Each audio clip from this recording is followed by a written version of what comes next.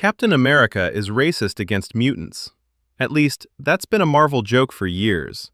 And now that the X-Men are finally colliding with the Avengers in Doomsday, it's become useful again.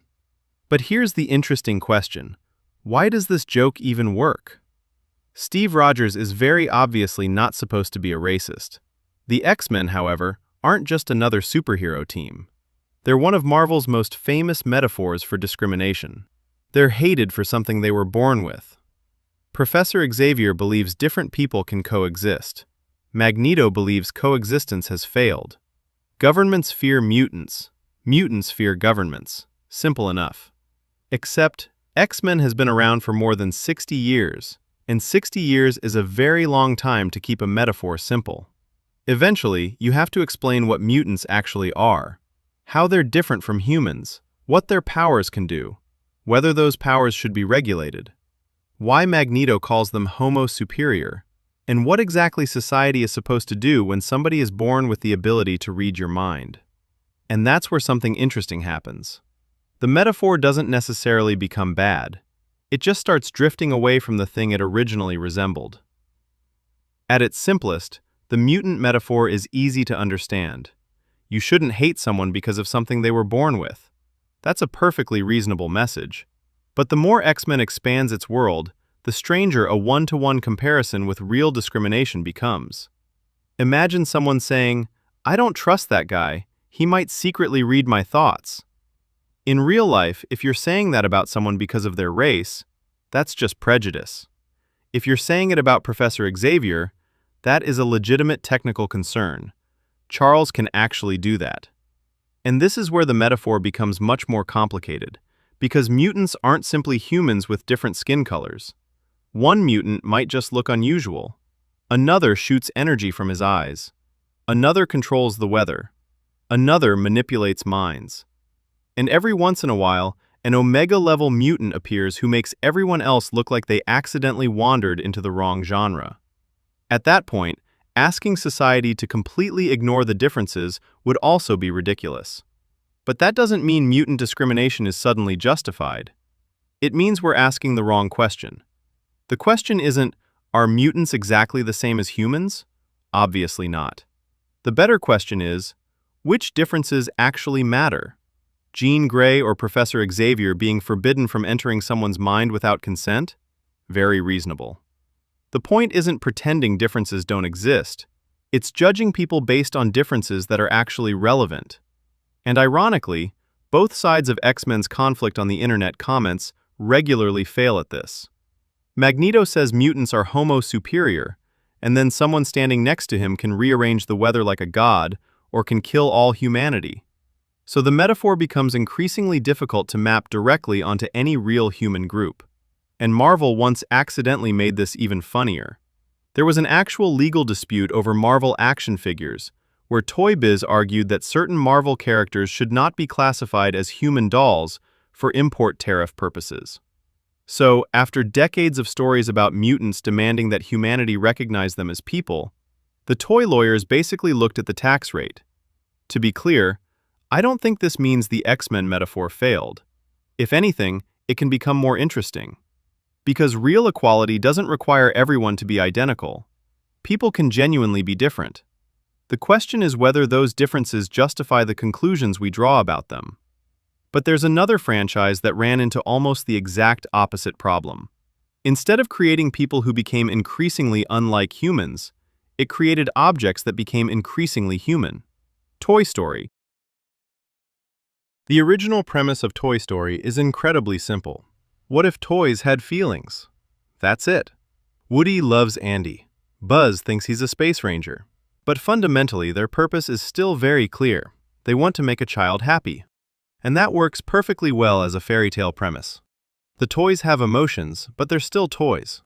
Then the sequels gradually give them more complicated relationships, fear of abandonment, fear of death, communities, romantic relationships, identity crises. And finally, Toy Story 4 takes one enormous step further. A toy doesn't necessarily need a child at all.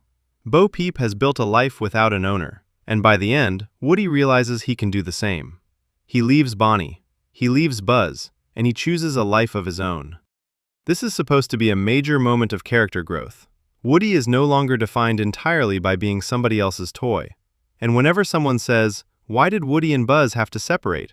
the usual defense is something like, "Because Woody finally learned to move on. He chose his own life. You just don't like the ending because you can't accept change." Which is fine. Let's accept that interpretation completely. Let's assume this is a mature story about independence and self-actualization. Now I have one question. What does independence actually mean for a toy? And before someone says, "Bro, you're analyzing a movie about talking toys." Yes, the movie about talking toys asked me to take a cowboy doll's existential crisis seriously. I'm not asking how Woody can physically move. I don't care what magical force animates Buzz Lightyear's plastic knees. That's the fictional premise. I'm asking what the movie says their choices mean. Because if Woody leaving Buzz is supposed to teach me something about growing up, then I'm allowed to examine the idea underneath that emotional moment. You can't use the metaphor to lecture the audience about maturity, and then say they're just toys the second somebody examines the metaphor. So let's examine it. Woody has now proven that a toy can live a meaningful life without belonging to a child. Great! So what does Woody do with this incredible philosophical discovery? He helps other toys find new owners. Wait, didn't we just establish that being owned by a child is not necessary for a meaningful life? Apparently, Woody discovered toy existentialism and immediately became a real estate agent. But okay, maybe most toys still want children. That's reasonable. Different toys can want different things. But then we have a much bigger problem. Remember Toy Story 3? The incinerator? Originally, that scene is horrifying because our main characters are about to die. But after Toy Story 4, there is a new question. What about all the other toys? If abandoned toys are fully autonomous, intelligent beings capable of living independent lives, then municipal waste management in the Toy Story universe has an absolutely horrifying body count. Forget the carnival. Woody should be driving directly to the landfill. Bo, change of plans. We have to stop the incinerator. Every garbage truck is now a potential mass casualty event. And the employees have absolutely no idea. They're just doing their jobs while unknowingly feeding sentient beings into industrial furnaces every Tuesday. Which sounds ridiculous, but that's the problem. Toy Story 4 gave its toys enough personhood that these questions stop being completely ridiculous. And weirdly enough, we already have another animated movie that followed a similar premise much further. Bee Movie. Think about it. Bees are treated like mindless little creatures. Except they aren't. They're intelligent. They can speak. They have jobs like humans. And then one bee talks to a human. What happens? He gets a lawyer. Of course he does. Because once humans discover that the supposedly mindless creatures around them actually possess human-level intelligence and autonomy, the relationship between the two species becomes a legal and moral problem. Bee Movie is basically Toy Story if the toys stopped freezing and called an attorney. And people have made fun of Bee Movie for years, partly because once you seriously follow that premise, the world becomes absurd incredibly quickly. The entire relationship between humans and bees has to be reconsidered. Toy Story avoids that problem because humans never learn the truth. But Toy Story 4 still wants the emotional benefits of treating Woody like a fully autonomous person. And that's where I think the ending becomes much shakier than people admit. Because a sad goodbye is not automatically character development. Woody and Buzz separating can absolutely make you sad. The music works, the performances work. We have decades of emotional attachment to these characters. But if the philosophical foundation underneath that separation falls apart the moment you examine it, then maybe the audience didn't fail to understand the maturity of Toy Story 4. Maybe the movie earned the tears more successfully than it earned the idea behind them. So, did the metaphors fail? Not necessarily. And this is where I think both franchises become much more interesting. A metaphor doesn't need to be a perfect one-to-one copy of reality. In fact, expecting that might be the mistake. Mutants don't need to correspond perfectly to one real minority group. They're fictional people with fictional differences. Some of those differences matter, some don't. The useful question isn't, are mutants exactly like us? It's, which differences should actually affect how we treat someone? Being different doesn't make someone inferior, but equality also doesn't require pretending every difference is meaningless. That's a much more useful question than forcing every mutant story into a perfect real-world analogy. And Toy Story can work the same way. Toys don't have to be miniature humans. Maybe they genuinely have different instincts. Maybe most toys naturally want relationships with children. Maybe being played with is psychologically important to them in a way humans simply can't understand. Fine. But if the story gives Woody enough autonomy to reject that purpose entirely, then the story has to think about what that autonomy means.